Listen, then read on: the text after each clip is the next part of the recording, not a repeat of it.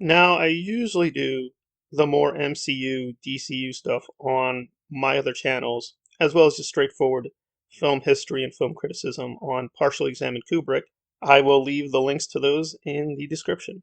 Okay, with the shilling out of the way, though, this is actually very intriguing because, again, fantasy now is very big in a lot of genres, in a lot of places, novels, film, and television, and there's no doubt that Harry Potter remains the king, even though Fantastic Beasts as a franchise that's a spin-off is struggling. The Harry Potter IP is still very, very strong. I mean, it's still all over the place. And we really can't doubt that Daniel Radcliffe was a huge, huge part of it. And there's been a casting rumor, which he himself is trying to actually encourage, that he may be the new Wolverine in the MCU. For those completely out of it, for a long time the X-Men couldn't be used because it was owned by Fox, but recently Disney acquired Fox, and they have access to a lot of their characters and a lot of their IPs, including the X-Men. They don't have access to everything. People think that they have access to everything Fox had. No, but they do have access to quite a lot now, including the X-Men.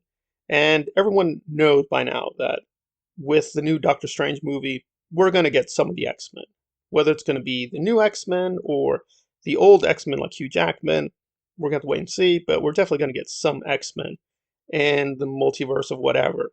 Now, what do I feel about this? Well, Radcliffe is very correct on one issue, that in terms of size, he's a small guy. That does fit the character. His height is actually much, much closer to the canonical Wolverine. So that is true. He actually looks like Wolverine in terms of height.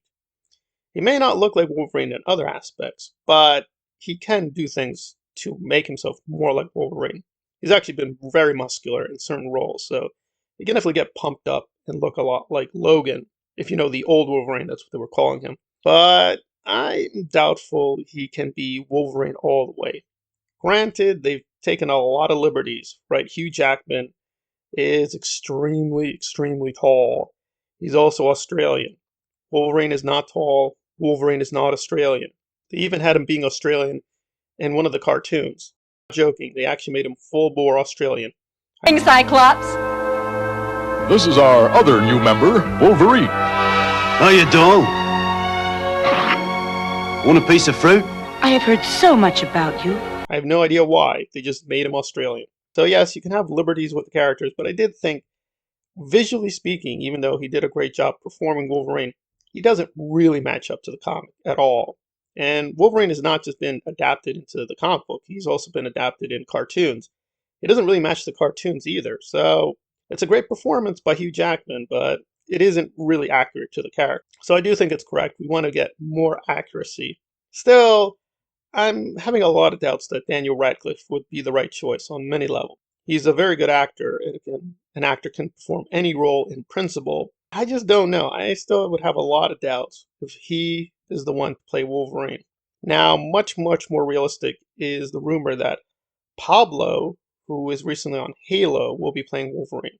Now, again, this doesn't quite fit Wolverine either because he's very, very tall and he's very well built. But again, facially and in terms of his other attributes, he doesn't really look like Wolverine at all. I don't know quite why they would be picking him.